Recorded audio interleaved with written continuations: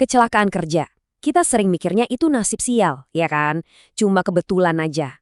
Tapi, gimana kalau saya bilang hampir setiap kecelakaan itu sebenarnya bisa diprediksi. Dan yang lebih penting, bisa dicegah. Nah, di sini kita bakal bongkar satu metode yang kelihatannya simpel, tapi ampuh banget buat itu. Namanya Job Safety Analysis, atau kita sebut aja JSA. Coba deh, lihat kutipan ini. Setiap kecelakaan selalu ada penyebabnya. Dengerin baik-baik ya, ini bukan cuma kata-kata mutiara loh. Ini tuh pergeseran cara pikir yang fundamental banget. Dari yang tadinya cuma pasrah, emang nasib, jadi kita yang proaktif. Kita yang cari akar masalahnya. Nah, filosofi inilah yang jadi jantung dari semua yang mau kita bahas.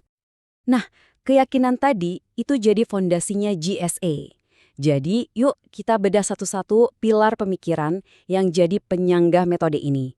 Biar kita tahu kenapa ini tuh bukan sekedar ngurusin dokumen atau birokrasi, tapi bener-bener sebuah pendekatan yang masuk akal banget. Coba lihat alurnya di sini. Kelihatan kan? Semuanya itu berawal dari keyakinan pertama. Pasti ada penyebabnya. Oke, dapat ya? Terus, dari situ kita pecah-pecah kerjaan yang tadinya kelihatan ribet jadi langkah-langkah kecil yang gampang diurus. Nah, di tiap langkah kecil itu, kita jadi detektif, kita cari bahaya-bahaya yang mungkin ngumpet di situ. Dan puncaknya adalah setiap bahaya yang kita temuin itu ternyata bisa kita kendalikan. Ini tuh bener-bener kayak peta loh, peta yang nuntun kita dari yang tadinya serba nggak pasti jadi serba terkendali. Oke, filosofinya udah dapat ya. Sekarang kita lihat yuk, wujud asli alatnya ini kayak apa sih? Gimana caranya kita membedah sebuah pekerjaan buat nemuin risiko sebelum risikonya yang nemuin kita duluan? Jadi, JSA itu apaan sih sebenarnya? Intinya gini, ini tuh sebuah teknik yang sistematis. Kita ngeliatin satu pekerjaan, terus kita cari tahu kira-kira apa aja sih yang bisa salah. Habis itu kita bikin rencana buat mencegahnya. Kata kuncinya yang paling penting adalah sebelum kejadian.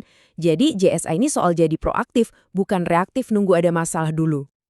Oke, sekarang kita masuk ke dagingnya nih, bagian prakteknya.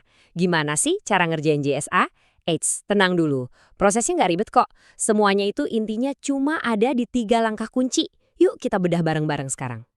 Nah, ini dia nih arenanya. Kelihatannya cuma tabel 3 kolom sederhana kan? Ada kolom buat kerjaannya, bahayanya apa, sama solusinya gimana. Simple banget kelihatannya.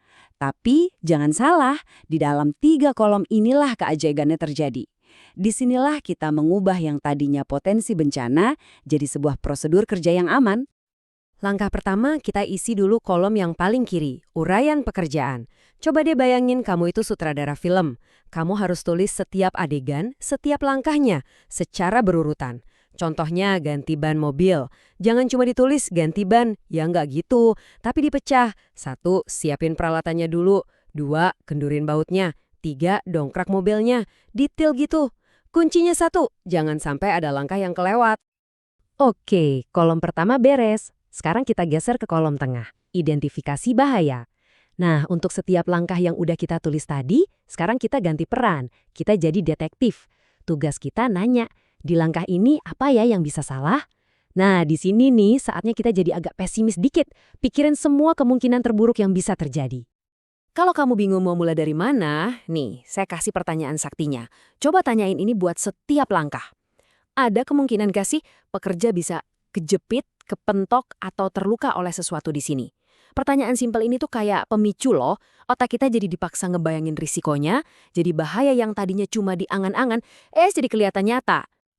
Dan inilah dia, puncaknya. Kolom ketiga, kolom paling kanan, solusi atau pengendalian.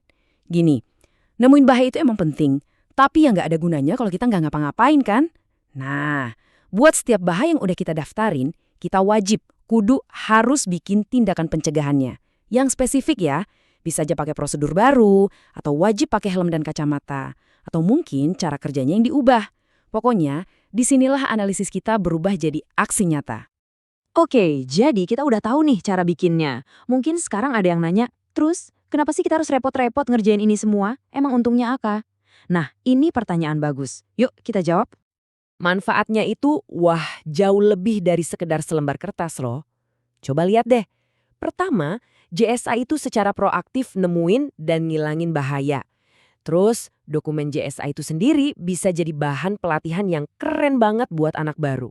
Udah gitu, ini juga bisa bikin standar kerja yang aman buat semua orang. Dan yang paling penting, ini ngebangun budaya sadar selamat, di mana semua orang jadi mikirin resiko sebelum bertindak. Ujung-ujungnya, yaitu mencegah kecelakaan terjadi. Nah, kalimat ini nih yang ngerangkum semuanya dengan pas. Dengan JSA, kita berubah. Dari yang tadinya panik dan reaktif kalau ada kejadian, jadi punya rencana, punya jalur yang jelas, punya perlindungan.